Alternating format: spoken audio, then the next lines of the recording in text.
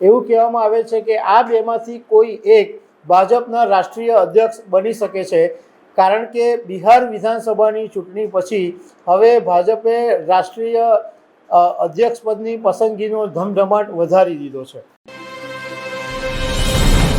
લોકસભા 2024ની જ્યારે ચૂંટણી થઈ ત્યારે ભાજપના રાષ્ટ્રીય અધ્યક્ષ પદે જેપી નડ્ડા હતા, પરંતુ જેપી નડ્ડાને કેન્દ્રીય મંત્રી બનાવવામાં આવ્યા એ પછી એમનું પદ ખાલી છે અને એ વાતને લગભગ 1.5 વર્ષ કરતાં વધારે સમય થઈ ગયો અને ભાજપના રાષ્ટ્રીય અધ્યક્ષ કોણ બનશે, કોણ રેસમાં છે, એવા નામો અનેક વખત આવતા રહેતા હોય છે.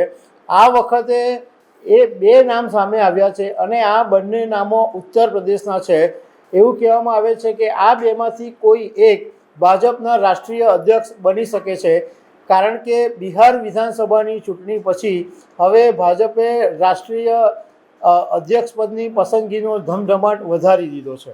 તો આના વિશે તમારી સાથે વાત કરીશ. મારું નામ રાજેશ શાહ છે અને તમે જોઈ રહ્યા છો ગુજરાતના સૌથી મોટા ડિજિટલ ન્યૂઝ પ્લેટફોર્મ ખબર છે.com. ભાજપના રાષ્ટ્રીય અધ્યક્ષ જેપી નડ્ડાનો કાર્યકાળ પૂરો થઈ ગયાને 1.5 વર્ષથી વધારે સમય થઈ ગયો અને એ પછી ઘણા બધા નામો અત્યાર સુધી ચર્ચામાં રહ્યા છે કે આ નામો રેસમાં છે કે ભાજપનો રાષ્ટ્રીય અધ્યક્ષ કોણ બને. અત્યાર સુધી જે નામો ચાલતા હતા એમાં કેન્દ્રીય મંત્રી અને મધ્યપ્રદેશના પૂર્વ મુખ્યમંત્રી શિવરાજસિંહ ચૌહાણ, ધર્મેન્દ્ર પ્રધાન, ભૂપેન્દ્ર યાદવ, મનોહરલાલ ખટ્ટર, આ બધા જે છે એ પછાત વર્ગના બહુ મોટા નેતા છે, પછાત વર્ગમાંથી આવતા નેતાઓ છે અને એના નામ ઘણા સમયથી ચાલે છે. પરંતુ હવે દિલ્હીની અંદર હમણાં એક મનોમંથન શરૂ થયું છે અને ઉત્તર પ્રદેશના ડેપ્યુટી સીએમ કેશવ પ્રસાદ મૌર્ય અને ઉત્તર પ્રદેશના પૂર્વ ડેપ્યુટી સીએમ અને રાજ્યસભા સાંસદ ડૉક્ટર દિનેશ શર્માના નામ ઉપર મનોમંથન ચાલી રહ્યું છે.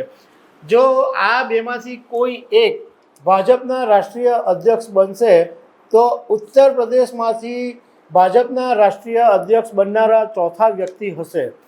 હવે રાજકારણના જાણકારોનું કહેવું એમ છે કે કેશવ પ્રસાદ મૌર્ય છે એ રેસની અંદર સૌથી આગળ છે, કારણ કે બિહારની ચૂંટણી પછી હવે આ ભાજપના રાષ્ટ્રીય અધ્યક્ષ પદની પસંદગી માટે ભાજપ અને આરએસએસ વચ્ચે જબરજસ્ત મનોમંથન ચાલી રહ્યું છે અને એમાં કેશવ પ્રસાદ મૌર્યનું નામ સૌથી ટોપ પર છે. એનું કારણ એ છે કે કેશવ પ્રસાદ મૌર્ય છે એ આરએસએસ, બજરંગ દળ, વિશ્વ હિન્દુ પરિષદ અને ભાજપમાં છેલ્લા 40 વર્ષથી એમને રાજકીય અનુભવ છે, 40 વર્ષથી જોડાયેલા છે અને એમને આટલો લાંબો અનુભવ છે. બીજું કે કેશવ પ્રસાદ મૌર્ય છે એ આરએસએસના જે ટોચના નેતાઓ છે એમના ભરોસાપાત્ર માણસ છે અને ભાજપ અને મોદી સરકારમાં પણ કેશવ પ્રસાદના નામ ઉપર બહુ કોઈ વાંધો આવી શકે એવું નથી લાગતું.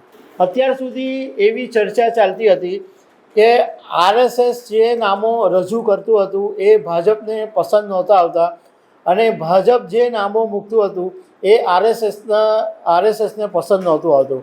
પરંતુ આ વખતે કેશવ પ્રસાદ મૌર્યનું નામ આવ્યું છે, એમાં આરએસએસ અને ભાજપ બંનેને વાંધો આવે એવું નથી, એટલે બંને આને મંજૂરી આપી શકે એમ છે.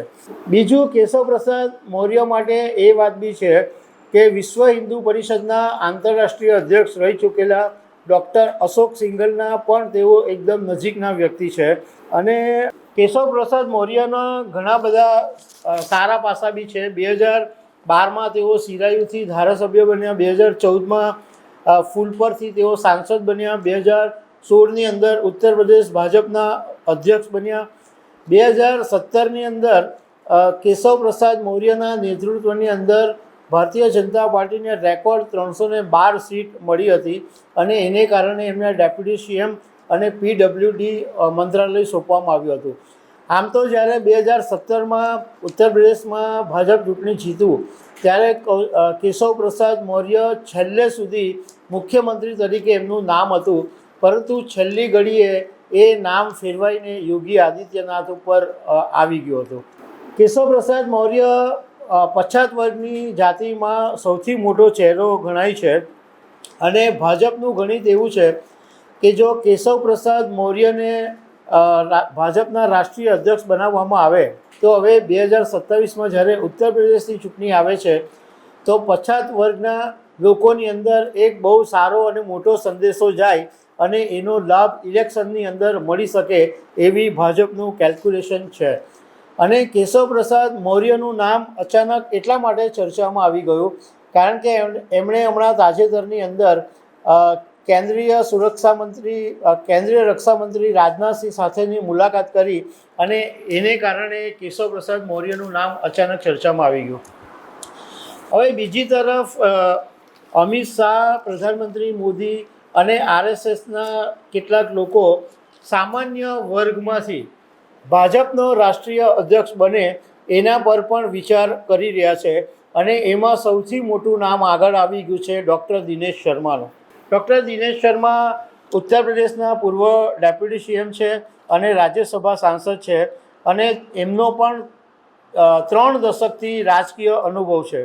તેઓ 1993થી 1998 સુધી ભાજપના યુવા મોરચાના ઉત્તર પ્રદેશના અધ્યક્ષ રહી ચૂક્યા છે અને ઉત્તર પ્રદેશ અને ભારતમાં એક સૌથી મોટો બ્રાહ્મણ ચહેરા તરીકે પણ ડૉક્ટર દિનેશ શર્માનું નામ છે. દિનેશ શર્માની બીજી સૌથી સારી ક્વોલિટી એ છે કે ભાજપના કાર્યકરો ઉપર એમની જબરજસ્ત પકડ છે. ભાજપના કાર્યકરો એમનું કહેલું માને છે. બીજું કે યોગી આદિત્યનાથ પ્રધાનમંત્રી નરેન્દ્ર મોદીના એકદમ વિશ્વાસુ માણસ છે અને સંઘ અને સરકાર વચ્ચે સમન્વય સાધવાનો એમને બહુ લાંબો અનુભવ છે અને લખનઉ કાશી વિશ્વવિદ્યાલયમાં તેઓ ભણ્યા અને ત્યાં પ્રોફેસર પણ રહ્યા. હવે જો આ ડૉક્ટર દિનેશ શર્મા અથવા કેશવ પ્રસાદ મૌર્ય બેમાંથી કોઈ એક ભાજપના રાષ્ટ્રીય અધ્યક્ષ બને છે તો ઉત્તર પ્રદેશમાંથી આવનારા ચોથા એવા વ્યક્તિ હશે જે ભાજપના રાષ્ટ્રીય અધ્યક્ષ બનશે. અત્યાર સુધીમાં અટલ બિહારી વાજપેયી ભાજપના રાષ્ટ્રીય અધ્યક્ષ બની ગયા છે જે ઉત્તર પ્રદેશથી હતા.